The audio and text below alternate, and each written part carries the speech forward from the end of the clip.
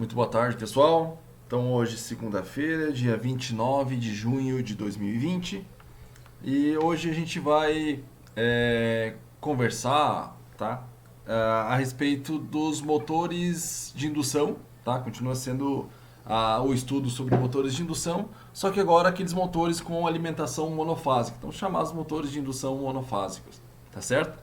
Então, quando a gente trabalha, quando a gente analisa a característica ou a aplicação, o uso de motores elétricos, tá? Principalmente os motores de indução, que são altamente difundidos, né, no nosso dia a dia, quando a gente fala de motores de maior porte, motores com uma potência maior, uma capacidade de realização de trabalho maior, né, na sua grande maioria esses motores são motores de indução trifásicos, certo?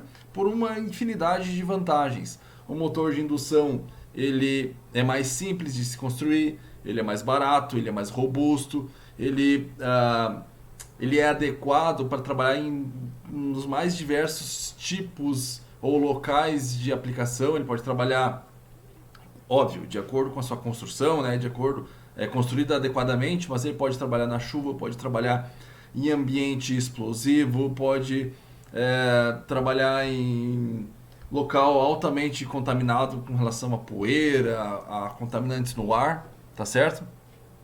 E ele tem a grande vantagem de que ele não tem elementos de contato, né? Elementos rotativos de contato. Por exemplo, não tem escova, não tem coletor, né? O que faz com que o motor ele seja altamente robusto, barato, simples de se construir. Tá? Isso falando dos motores trifásicos. Quando a gente analisa aplicações em que se tem uma potência menor, né? Por exemplo, o uso de eletrodomésticos, equipamentos residenciais, comerciais, ou até mesmo industrial, a aplicação industrial, em que a potência associada é muito pequena, né? Normalmente a aplicação é de motores monofásicos.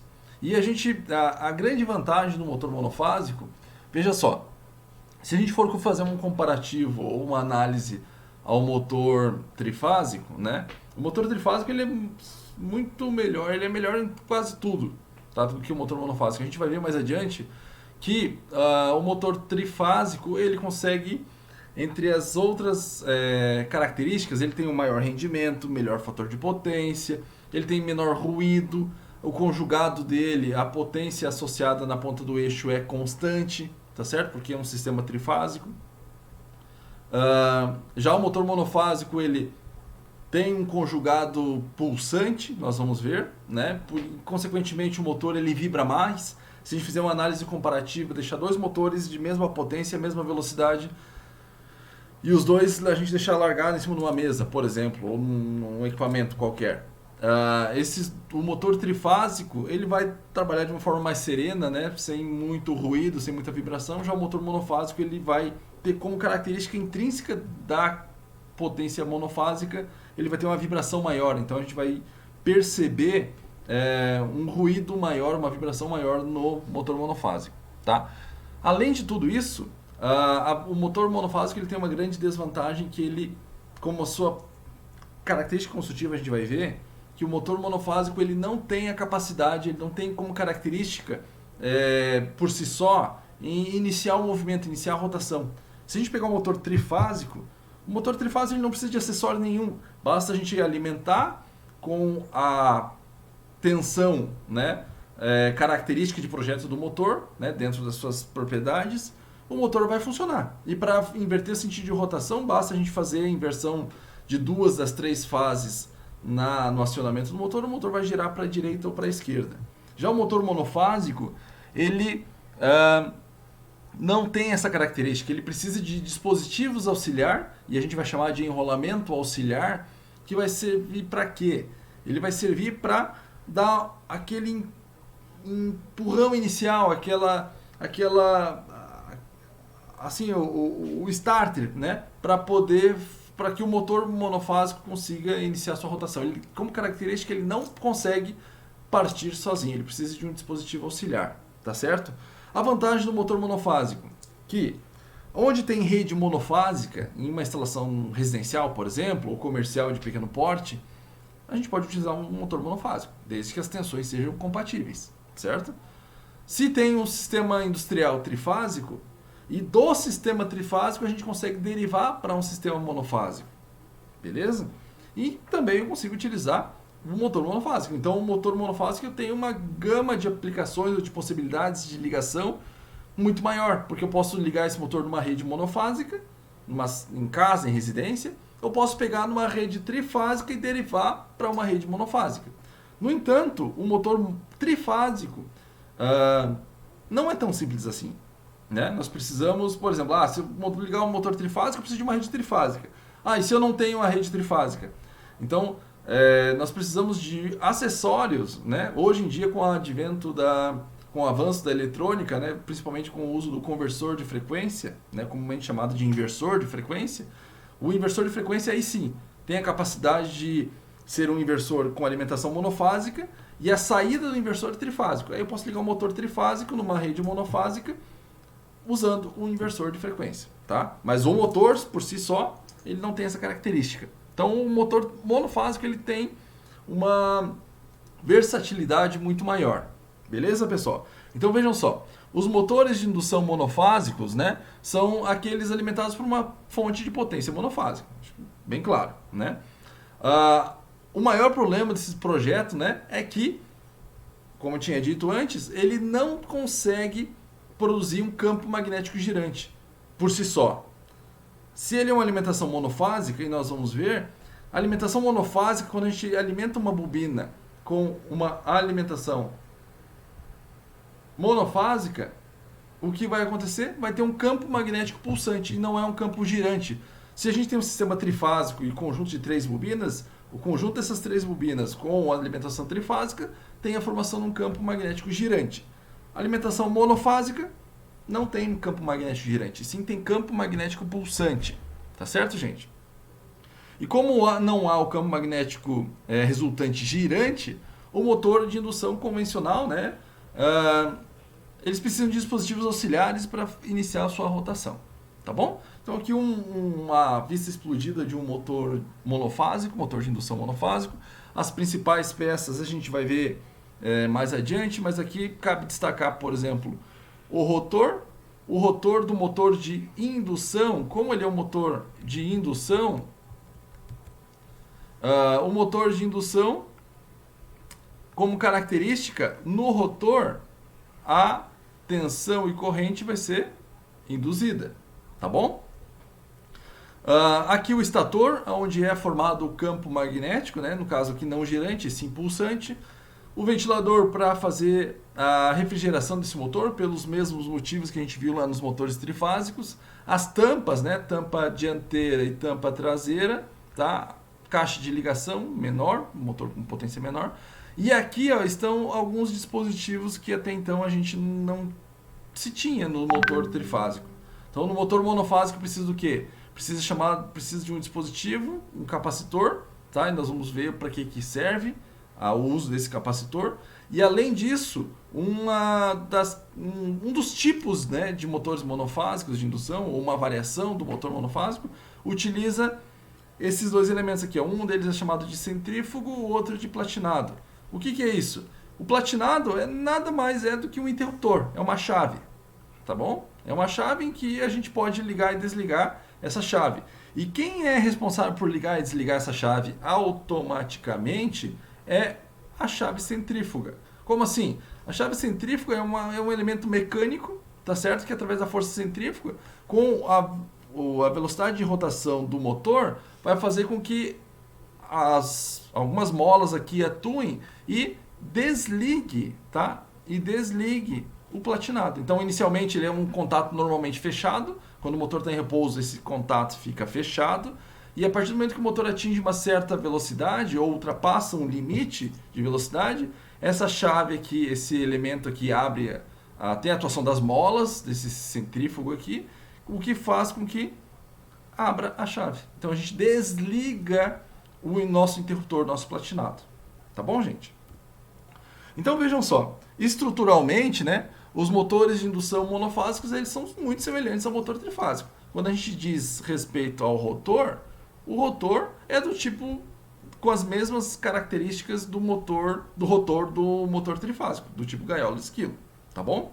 E o enrolamento do estator, o enrolamento chamado enrolamento principal, como é uma alimentação monofásica, ele vai ter um conjunto de bobinas, tá? Em que a gente pode concentrar ou representar como sendo uma única bobina, em que essa única bobina vai ser alimentada pela fonte monofásica. Vejam só aqui uma característica. Olhem só. Aqui eu vou representar esses... Eu fiz o símbolo aqui, seria uma bobina, tá bom? Então aqui, por exemplo, eu teria aqui uma bobina aqui e uma outra bobina aqui. Tá certo? Então, fiz uma representação de uma bobina aqui, uma vista frontal, tá? E aqui a outra bobina. De tal forma que essas duas bobinas são ligadas em série. Tá? Eu vou omitir a ligação série dessas duas bobinas aqui, para não poluir muito o nosso desenho. Mas nós temos a bobina 1 aqui, bobina 2. Essas bobinas são chamadas de bobinas principais. Ou bobina principal. Vou pegar aqui, bobina principal 1. E aqui, bobina principal 2. Tá bom? Então eu vou omitir aqui a ligação série, mas fica subentendido que há uma ligação série de tal forma que quando a gente alimenta para um sistema senoidal, monofásico, os campos magnéticos ou as densidades de fluxo produzidas por essas duas bobinas aqui, elas se somam, né? De tal forma que o sentido de enrolamento das bobinas aqui são os mesmos, né? Em que o campo produzido tem a mesma direção e o mesmo sentido, tá? Percebam, quando eventualmente nós estivermos trabalhando ou estivermos analisando o semiciclo positivo da nossa alimentação senoidal aqui, né? Então, na alimentação positiva, eventualmente, ou semiciclo positivo, eventualmente nós estaríamos produzindo um campo magnético ou uma densidade de fluxo em que no semiciclo positivo estaria para baixo aqui. Então, nós teríamos aqui o fluxo, a densidade de fluxo do enrolamento principal, tá? Em que essa bobina aqui cria um fluxo para baixo, essa aqui também cria um fluxo para baixo. De tal forma que os dois fluxos somados aqui, nós temos o fluxo principal do semiciclo positivo. Tá beleza? Aqui para não poluir o desenho. Beleza. Quando a gente estiver trabalhando ou estiver analisando o semiciclo negativo da nossa senoide aqui, o que vai acontecer? A corrente ela vai se inverter de tal forma que o fluxo produzido pelas bobinas se inverteu. Agora aqui a gente vai ter a densidade de fluxo do enrolamento principal no semiciclo negativo. Tá certo? De tal forma que como resultado da alimentação senoidal por esse conjunto de bobina, nós vamos ter um fluxo que vai sair de cima para baixo, não é? E depois um fluxo que sai de baixo para cima. Então, no primeiro momento, no semiciclo positivo, nós temos aqui norte e sul, e aí depois inverte. Aqui vira norte e aqui vira sul. Beleza, gente? Então, essa é a característica do campo magnético de um sistema monofásico alimentado por um sistema senoidal. É um campo magnético pulsante, não é girante. Sim, ele fica simplesmente com a mesma direção. O que acontece é a inversão do sentido, de acordo com a inversão do sentido da forma de onda aqui de alimentação. Beleza, pessoal? Ótimo. Então, o campo magnético pulsante, né, ele pode ser decomposto, e aí é chamada a teoria de duplo campo girante. Ele pode ser decomposto em dois campos magnéticos girantes de mesmo módulo e girando em sentidos opostos. Como assim? Olhem só. Esse aqui, ó, é o campo, o BS é o campo magnético principal, né, resultante criado pelas duas bobinas ali do enrolamento principal, alimentado por um sistema senoidal. Tá certo? Esse campo pulsante, ó, vejam só, no quadro A aqui ele está máximo, depois o BS vai diminuindo, 0, depois máximo negativo, máximo negativo, ou quase máximo negativo, aqui máximo negativo, e aqui zero de novo. Então, conforme vai mudando a posição instantaneamente da senoide, de alimentação desse motor, esse campo magnético ele é pulsante. Ó. Ele vai decrescendo, zero, depois ele vai crescendo e zero de novo. Tá certo, gente? E a teoria do duplo campo girante diz que a gente consegue decompor esse campo magnético pulsante por dois campos magnéticos girantes, no qual esses dois campos eles estão girando em sentidos opostos, tá certo? De tal forma que se a gente fizer a decomposição vetorial desse campo no sentido anti-horário, mais esse campo no sentido horário, a resultante vai ser isso aqui. Se eles estiverem nessa posição, a soma desse vetor mais esse vetor, o resultado é zero. E assim por diante. Tá certo, gente? Com base nisso, o conjugado líquido resultante será a soma dos conjugados produzidos por cada um desses campos magnéticos girantes. Tá? Então, ó, a densidade de fluxo do campo magnético principal, ele pode ser representado da seguinte forma, como tendo um campo máximo, né, uma densidade de fluxo máximo, vezes o cosseno de ômega-t. Tá bom? Aqui ele tem esse comportamento e aqui ele está na direção y. Aqui é o sistema de coordenadas, tá? Então ele está na vertical. Então a gente tem uma variação de campo magnético pulsante que tem como direção a análise aqui vertical, no eixo y. Beleza? E esse campo, a gente consegue, pela teoria do duplo campo magnético girante, a gente consegue decompor pela soma, né, de um campo magnético girante no sentido horário e um outro campo magnético girante no sentido anti-horário, tá certo? E esses dois campos eles podem ser expressos da seguinte forma: meio vezes o campo máximo vezes cosseno de ômega-t no eixo na coordenada x, menos meio b máximo seno de ômega-t na coordenada y. Isso aqui no sentido horário, tá? E no sentido anti-horário a gente soma esses dois campos aqui nos dois eixos. Beleza, pessoal? Com base nisso, se a gente fizer a análise aqui, ó, se a gente fizer a análise somente do campo magnético girante no sentido horário ou no sentido anti-horário, nós vamos ter como característica o conjugado, a curva de conjugado versus velocidade, aquela curva similar ao motor de indução. Por quê? O motor de indução ele tem um campo magnético girante e a característica de conjugado versus velocidade resultante de um campo magnético girante é isso aqui.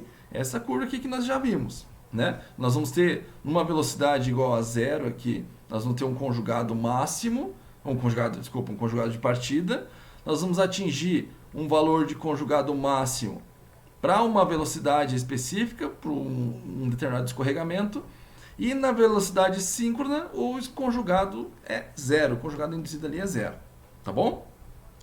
Como nós temos dois campos magnéticos girantes em sentidos opostos, as duas curvas elas estão plotadas aqui no mesmo gráfico. Então aqui eu tenho a curva do campo magnético girante para um sentido, por exemplo, né? E aqui a curva do campo magnético girante em outro sentido, aqui no sentido horário e aqui no sentido anti-horário, por exemplo, tá? De tal forma que se a gente fizer a soma dessas duas curvas, vejam que é a linha contínua aqui, ó. As linhas pontilhadas são as linhas individuais dos campos magnéticos girantes, e a soma dos dois campos magnéticos girantes em sentidos opostos resulta nessa linha contínua aqui, ó. Velocidade igual a zero tem conjugado zero, então o motor não consegue partir sozinho. No entanto, se a gente der um empurrão, se a gente der uma força, tiver um auxílio para iniciar o movimento, se iniciar o movimento, já há um conjugado equivalente que faz com que o motor já inicie o seu movimento e trabalhe num valor de velocidade nominal. Tá certo? Ah, e se eu girar o motor, se eu der um empurrão do motor para o sentido contrário? Então, como assim? Se a gente pegar e der um auxílio para o eixo do motor e girar ele no sentido anti-horário. Se ele girar no sentido anti-horário, já haverá um conjugado induzido aqui no sentido anti-horário, de tal forma que o motor vai iniciar a sua rotação. E essa é a característica do motor de indução. a vazio ou sem rotação nenhuma, o conjugado é zero, ele não consegue partir sozinho. No entanto, se a gente... E o enrolamento auxiliar ele faz isso, ele dá esse empurrão inicial, ele dá esse auxílio, independente do sentido de rotação, se for para sentido horário ou anti-horário, ele dá esse empurrão, esse auxílio inicial, de tal forma que o motor já tem conjugado o suficiente para ganhar velocidade e aumentar a velocidade e trabalhar num valor de velocidade nominal com o seu conjugado nominal. Beleza, gente? Então, os motores são classificados, né, quando a gente fala da análise dos motores de indução monofásicos, eles são classificados, os motores eles são classificados de acordo com o seu método de partida, com a sua técnica de partida. E esses diferentes métodos têm custo, aqui ficou, né? Esses diferentes métodos eles se diferem em relação ao custo, tá? E a quantidade produzida de conjugado de partida. E as principais técnicas são enrolamento de fase dividida, tá? O enrolamento também é de fase dividida com capacitor de partida. Então, em algumas bibliografias, essa técnica aqui está representada da seguinte forma. Ele é um motor de indução monofásico de fase dividida com capacitor de partida. Tá? Então, se vocês buscarem algumas bibliografias e tiver esse nome aqui, é a mesma coisa, é um motor com capacitor de partida. Tá? E esse motor com capacitor de partida ainda pode ter um capacitor de partida, pode ser um com capacitor permanente e pode ser com 2 capacitores. Ou seja, um de partida e um permanente. Por isso que são enrolamentos com capacitor. Tá? É um enrolamento com capacitor de partida somente. Ele pode ser um enrolamento com capacitor permanente somente. Ou pode ser um motor de fase auxiliar com 2 capacitores. Tá? E ainda tem um tipo de motor que provavelmente no próximo vídeo eu mostro para vocês. Tá? Essa aplicação que é normalmente em baixíssima potência. Tá?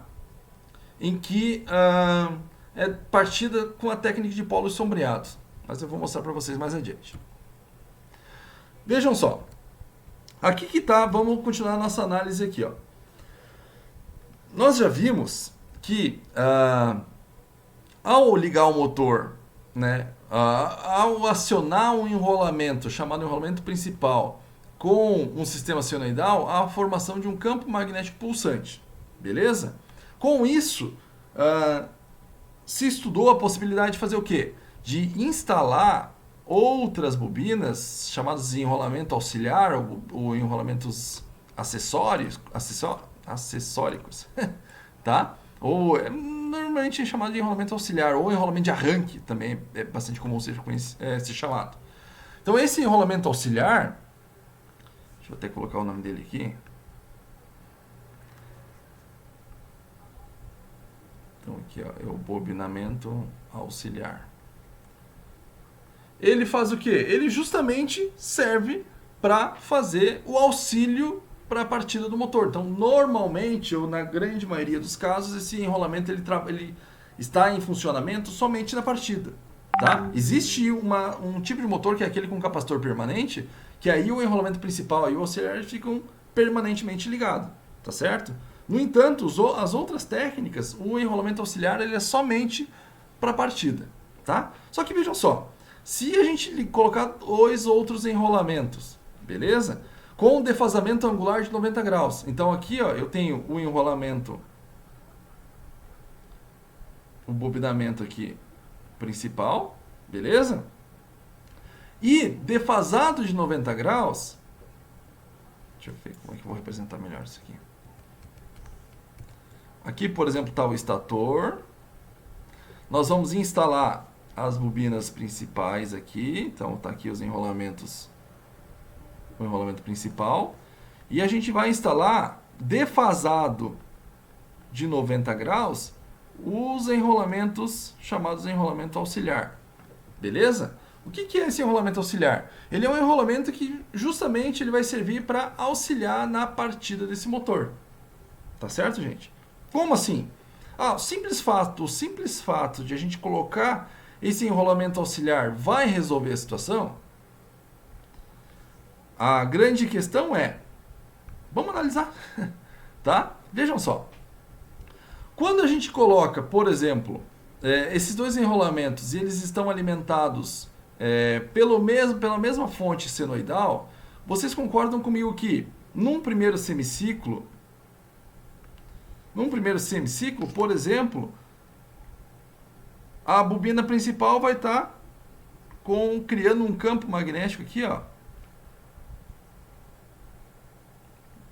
B principal, tá? Aqui é a densidade de fluxo.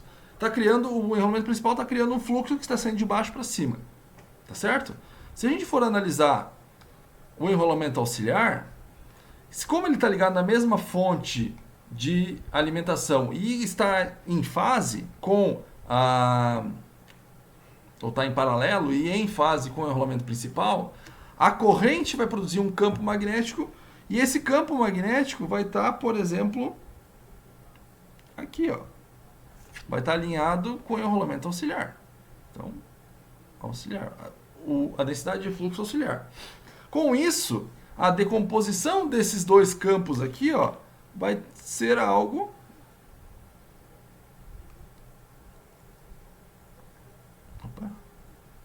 aqui assim, ó. Esse aqui é o B, que é a densidade de fluxo resultante da decomposição desses dois campos, tá certo?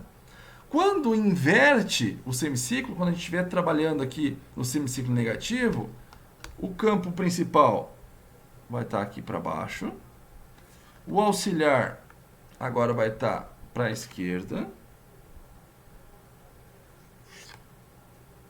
de tal forma que o campo aqui, ó, o campo resultante está aqui, ó.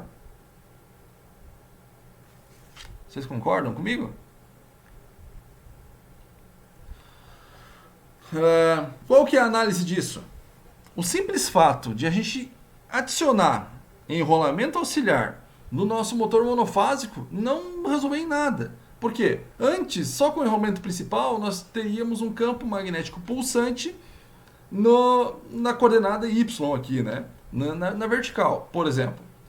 Se a gente tiver só um enrolamento auxiliar e não tiver o principal, nós vamos ter um campo magnético pulsante na coordenada X, ou na horizontal, não é? E se eu ligar as duas bobinas ao mesmo tempo, o que vai acontecer?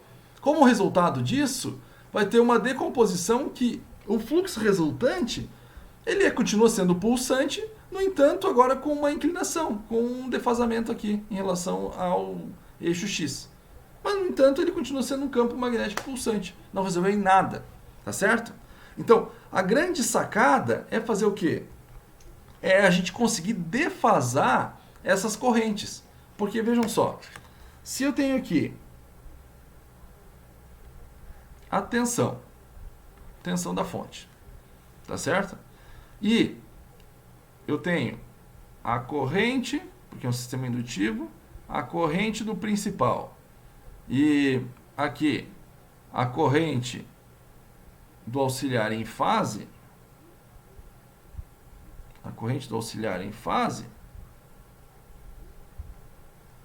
O que vai acontecer? Os dois campos, principal e o auxiliar, vão acontecer ao mesmo tempo, que vai deslocar esse campo magnético aqui. Vai continuar sendo pulsante, no entanto, com um deslocamento aqui, com um defasamento. Então não resolveu. A grande sacada é a gente fazer o quê? É a gente pegar e não deixar as correntes do principal e do auxiliar em fase. A gente, de alguma forma, tá? Deslocar essas correntes aqui, ó. Aqui é a corrente do auxiliar.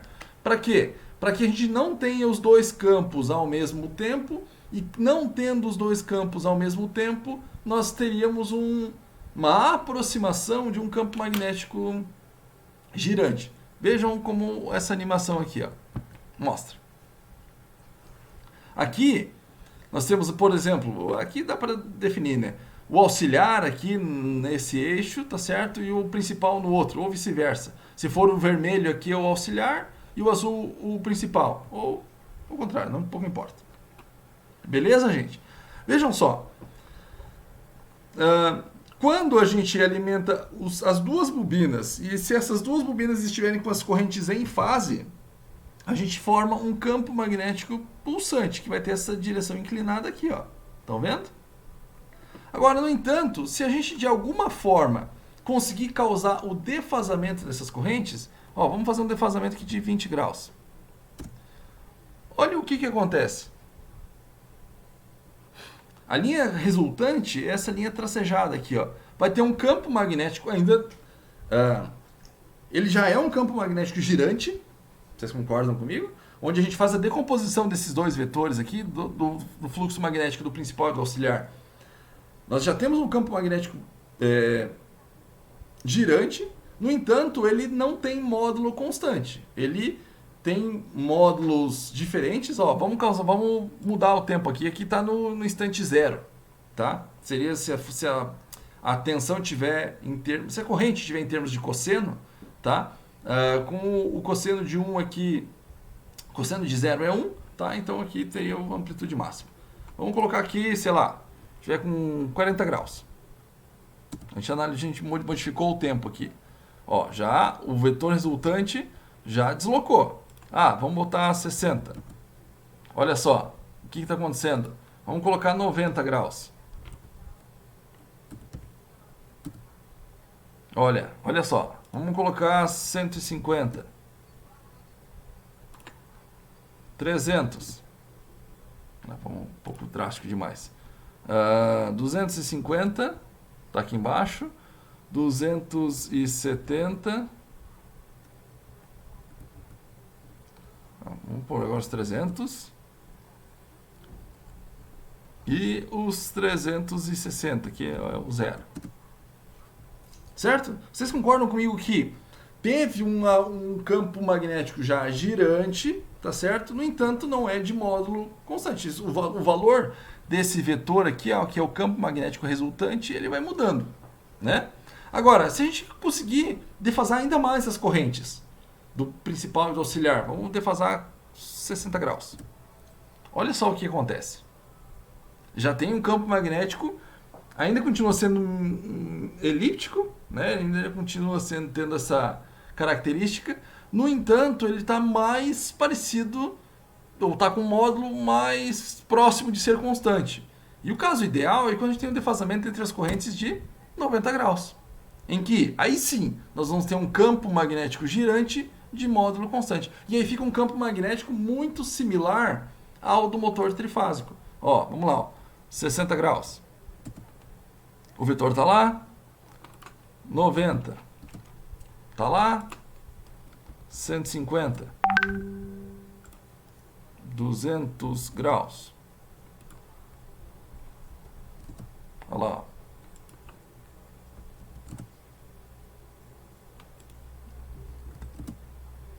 Beleza, gente? Tá claro aqui? Então, o caso ideal é quando a gente tem, por exemplo, a gente busca o defasamento entre as correntes de 90 graus. É assim, ó, é a condição ideal para o motor monofásico. E como que a gente faz isso? Tá? Então, aí a gente vai ver algumas características, alguns tipos de motores. Primeiro, o primeiro motor que a gente vai estudar do motor monofásico é chamado motor de fase dividida. O que é esse motor de fase dividida? É justamente isso. É fazer a instalação de uma segunda bobina, chamada bobina auxiliar, e ela está instalada exatamente como eu mostrei aqui. Então, é o enrolamento principal, né? E defasado de 90 graus os enrolamentos auxiliares. Então, poderia ser um enrolamento único, certo? Só que normalmente, para ter uma melhor distribuição do campo magnético, essa bobina única ela é dividida em duas partes, tá? Mas elas são ligadas em série. E aí o que acontece? Com a instalação do enrolamento auxiliar, simplesmente ligar esse enrolamento auxiliar, a gente teria o campo magnético pulsante, só que deslocado. Então, o que acontece? Ele é projetado, o enrolamento auxiliar, ele é projetado para ter uma razão de resistência, né, barra reatância, mais elevado que o enrolamento principal. Ou seja, nós temos a impedância do principal diferente da impedância do auxiliar. Beleza? De tal forma que no enrolamento auxiliar, a resistência ela tende a ser maior e a reatância indutiva ela é projetada para ser menor no caso de um motor de fase auxiliar. Por quê? Se a gente tem menor reatância indutiva, tá certo? E uma maior resistência, o que vai acontecer? Vai acontecer que o defasamento da corrente do auxiliar ela vai estar menos atrasada do que o defasamento do enrolamento principal. Tá certo? Ou seja, há um defasamento entre as correntes. Aqui a soma vetorial dessas duas correntes é a corrente total que circula no motor monofásico, certo? E essa corrente total é a soma da corrente do principal mais a corrente do auxiliar. Beleza, gente? E o que acontece quando a gente tem um defasamento? Notem que esse defasamento aqui, ó, esse defasamento entre as duas correntes aqui, ó, ele é menor do que 90 graus, tá certo? Então, quando a gente tem um defasamento menor do que 90 graus, e no caso aqui é um defasamento pequeno, o que acontece? Se eu tenho um defasamento de 15 graus entre as duas correntes, olha só, nós temos um campo magnético girante, no entanto, ele é muito próximo do pulsante, ele é meio que elíptico, não é? Certo, gente?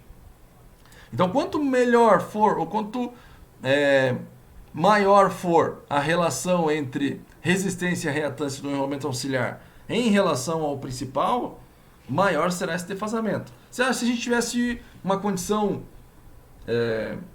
perfeita também entre aspas, né? Mas se nós tivéssemos uma condição de enrolamento auxiliar que só tivesse parte resistiva e não indutiva, o que acontece? A corrente do auxiliar estaria aqui, ó, estaria em fase com a tensão.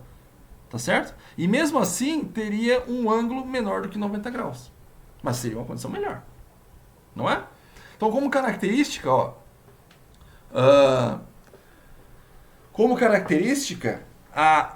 se a gente tiver ou se a gente for analisar a curva de conjugado versus velocidade para um enrolamento, somente o enrolamento principal, ó, para velocidade igual a zero, não tem conjugado, não tem torque, e a partir do momento que vai ganhando velocidade, vai tendo conjugado, né? Com a associação do enrolamento auxiliar, o motor vai ter um conjugado inicial, tá certo?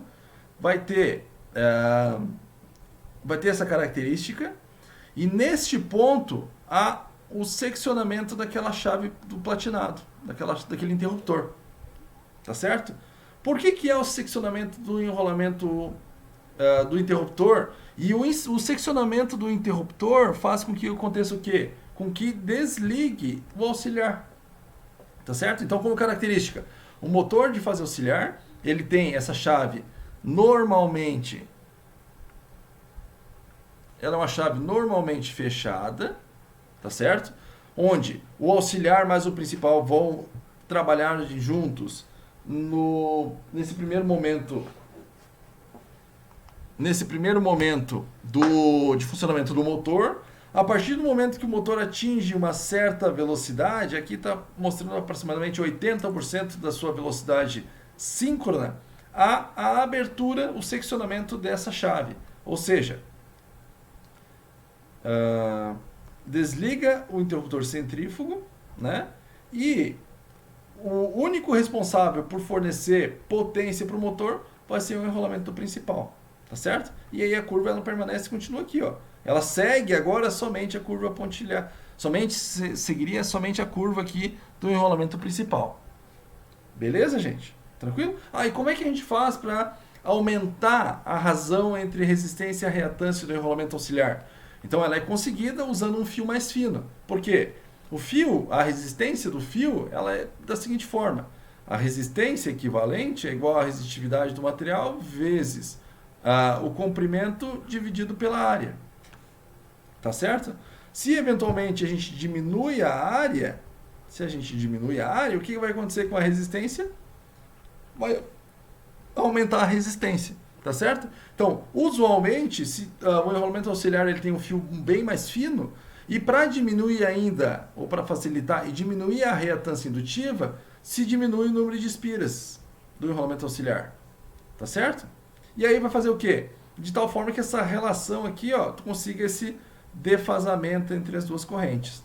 Tá bom, gente? Ótimo. Tá, mas se eu estou usando um fio mais fino e usando menos espiras, o que acontece se essa chave aqui não desligar? Essa chave, ela precisa desligar, ou então esse enrolamento aqui ele vai queimar.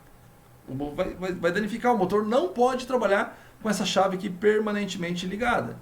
E é um dos defeitos bem comum dos motores de indução monofásicos, ou se dá para até se dizer uma das principais falhas do motor é o conjunto do elemento centrífugo e desse platinado, né? Toda vez que há o fechamento dessa chave ou o seccionamento, há um desgaste devido à erosão dos contatos. Há um faiscamento e esse faiscamento acaba causando a erosão. E com o passar do tempo associado a poeira ou qualquer contaminante que fique no meio do contato ali desse platinado, faz com que também, né, auxilie no processo de danificar essa chave aqui, o que faz com que muitas vezes o motor ele precise ir para conserto, para assistência, para fazer o devido conserto. Beleza, gente? Então, esses motores eles têm conjugado de partida denominados moderado, né? E uma corrente de partida baixa, tá? E as principais aplicações são em ventiladores, assopradores e bombas centrífugas. Na verdade, aqui, ó, esse tipo de motor, ele é um motor em que realmente ele não tem um conjugado de partida muito alto. Então, em situações onde você precisa partir com carga, tá?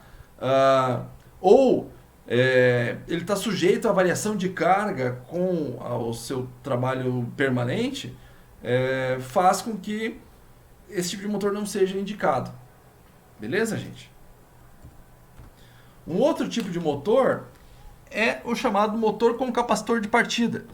Vejam só aqui, ó. Vamos voltar à análise aqui do nosso circuito, tá? Nós vimos que corrente principal, corrente auxiliar e a tensão aqui, beleza? O caso ideal é quando a gente tem o defasamento de 90 graus, olhem só, o defasamento de 90 graus entre as duas correntes. Por quê? Porque a gente vai ter aí sim um conjugado, um campo magnético girante com a sua amplitude, o seu módulo aqui constante, tá certo? Então, esse é o caso ideal. Agora, vejam só. Como que a gente vai conseguir isso? Se o defasamento máximo que a gente consegue é num caso fisicamente impossível, né? Em que, se a indutância desse enrolamento aqui fosse zero, do enrolamento auxiliar, ó, se a impedância do auxiliar fosse somente resistência, o JX aqui fosse zero, tá certo? Se a impedância do auxiliar fosse somente indutiva, o que nós teríamos? Nós teríamos basicamente o que? A forma de onda aqui, ou o diagrama fasorial da tensão da fonte. Nós teríamos a corrente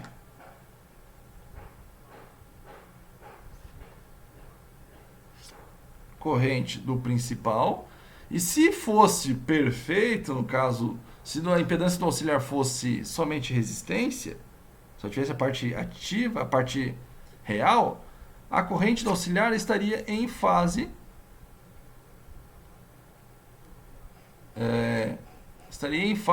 com a tensão. No entanto, o defasamento aqui é menor do que 90. Vocês concordam? Então eu posso ainda tentar atrasar ainda mais a corrente do principal. Mas para atrasar ainda mais a corrente principal, ele precisa ter a sua componente indutiva maior ainda, ou diminuir a parte da resistência. Diminuir a parte da resistência, a gente, mesmo que utilize um fio mais grosso e assim por diante, a gente não vai conseguir zerar a resistência. Né? E ainda tem que estar associado ao quê? A relação custo-benefício. Então, qual foi a saída, qual foi a técnica, ou qual é a técnica empregada para causar justamente isso aqui, ó. Nós estamos em busca disso aqui, ó. Corrente do auxiliar. Em que esse defasamento entre as duas correntes aqui, ó, seja de 90 graus. É isso que nós estamos em busca, tá certo? Então, o que é feito nos enrolamentos, tá? Então, aqui a gente vai ter o enrolamento principal, tá? E, juntamente com o auxiliar,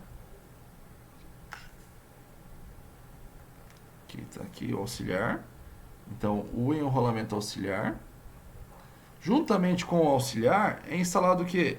É instalado um capacitor.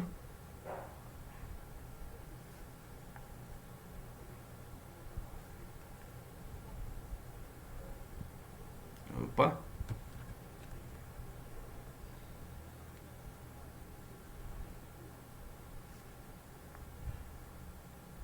É instalado aqui, ó, aqui um enrolamento auxiliar e aqui um capacitor. O que o capacitor vai fazer? Como esse capacitor está em série com o enrolamento auxiliar, o que ele vai fazer? Ele vai fazer com que a corrente do auxiliar esteja adiantada em relação à tensão. E a gente vai adiantar essa corrente auxiliar de tal modo que o defasamento entre as duas correntes aqui seja de 90 graus, que é o nosso caso ideal. Porque 90 graus temos o defasamento, o campo magnético girante de módulo constante. Beleza, gente? Então, o capacitor justamente traz essa função. A gente coloca o capacitor para causar o defasamento das correntes. No entanto, tanto o enrolamento auxiliar quanto o capacitor, eles não são projetados para nesse momento, eles não são projetados para trabalhar em condições de carga permanente, em trabalhar sob regime permanente. E aí é instalado o quê? Então, é instalado nesses motores a chave, o interruptor. Tá certo? Aqui é o platinado, comumente chamado de platinado, tá? Que é um interruptor. O que ele faz? Esse interruptor, ele é um elemento em que ele é normalmente fechado, ou seja, quando o motor está em repouso, essa chave está fechada para poder ligar esses dois enrolamentos aqui, o auxiliar também, né? E a partir do momento que o motor atinge uma certa velocidade, esse auxiliar ele o platinado ele é desconectado, tá? Então o platinado ele é desconectado de tal forma que somente o enrolamento principal funciona. Tá bom, gente? Então vejam só, nesse caso, né, como na partida é o caso ideal, lá onde tem o defasamento das correntes, o conjugado de partida ele pode ser superior a 300% do seu conjugado nominal. Qual que é o problema desse motor?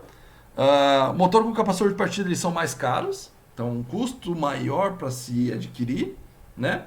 E ainda, eles são aplicados em compressores, em bombas, em serras, tá? Em aplicações em que se precisa de um conjugado de partida maior. Olha só a curva de conjugado versus velocidade. Aí, esse pontilhado continua sendo o conjugado do enrolamento principal, né? E essa curva aqui, ó, é associada ao principal mais o auxiliar. Então, chega nesse momento aqui, é o ponto de seccionamento da chave, do platinado. Certo, gente?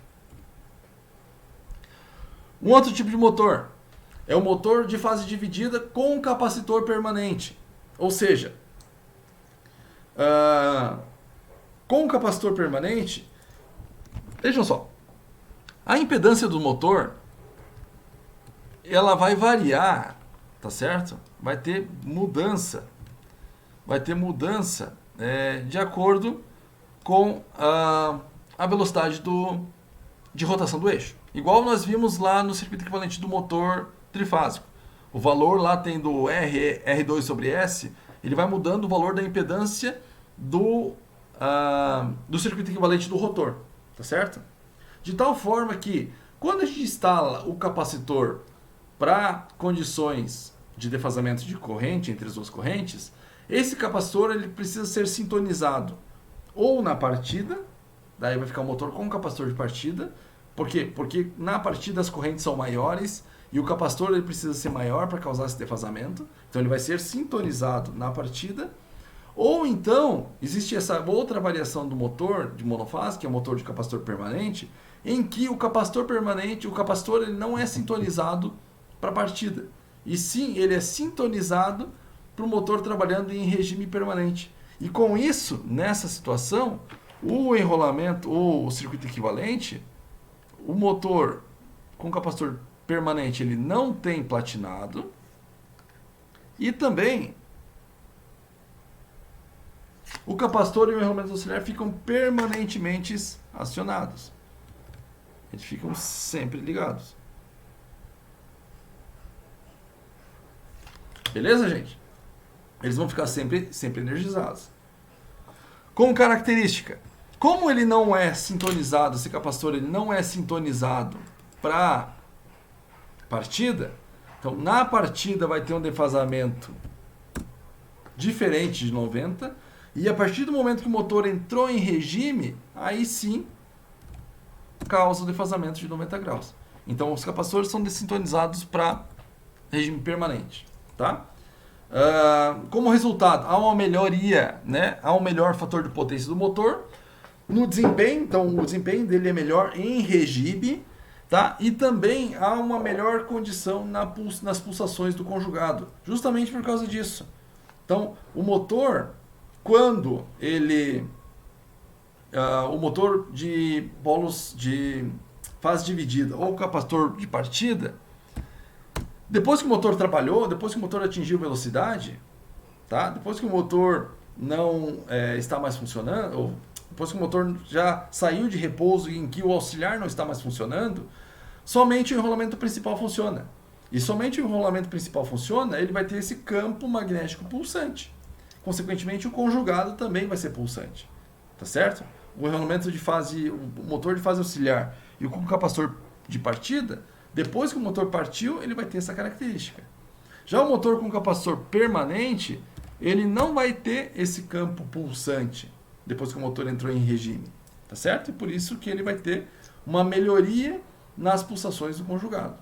No entanto, o conjugado de partida desse motor é menor porque a escolha da capacitância é necessariamente o meio termo entre os melhores valores de partida e de funcionamento. Tá bom? Então é isso aí. Olha o circuito equivalente aqui, né?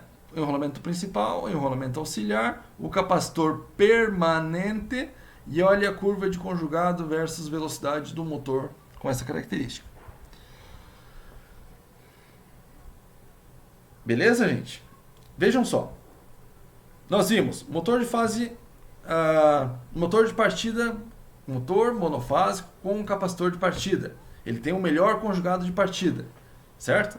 Motor monofásico com capacitor permanente. Ele tem um melhor desempenho sob condições nominais, quando o motor entrou em regime. E a partir daí veio o motor com dois capacitores. Ou seja, o motor com dois capacitores, a gente está pegando a melhor ou as vantagens dos dois outros motores que nós estudamos, o de capacitor de partida e o capacitor permanente, e estamos associando ao mesmo motor. Ou seja, ele vai ter um capacitor que é para partida. Então esse capacitor aqui, ó, é somente para partida. Opa, contrário. Esse capacitor aqui, ó, ele é o capacitor permanente. Ou seja, é o capacitor que vai ficar permanentemente ligado ao motor. E esse aqui é o capacitor de partida. Ou seja, é o elemento que vai ser responsável por dar aquele conjugado de partida necessário para o motor. Então, dos motores monofásicos é o melhor que tem. Por quê? Porque ele tem um melhor conjugado de partida e tem um melhor fator de potência, um melhor rendimento e as menores pulsações, digamos assim, né? Quando ele está em regime permanente. Certo, galera? Da mesma forma, tem o platinado e tem a chave centrífuga para desligar o capacitor de partida e o capacitor permanente fica permanentemente ligado. E a curva de conjugado versus velocidade é essa aqui. Aqui, quando a gente tem os dois capacitores acionados com o enrolamento auxiliar, junto com o enrolamento principal, e nesse momento aqui é o momento em que acontece a abertura do capacitor de partida e fica somente o capacitor permanente. Beleza, gente?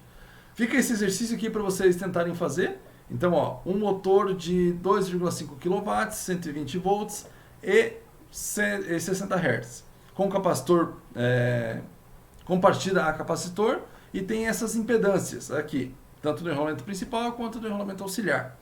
Então, é encontrar o valor do capacitor de partida que vai deixar o defasamento de 90 graus entre as correntes dos enrolamentos principal e do enrolamento auxiliar na partida.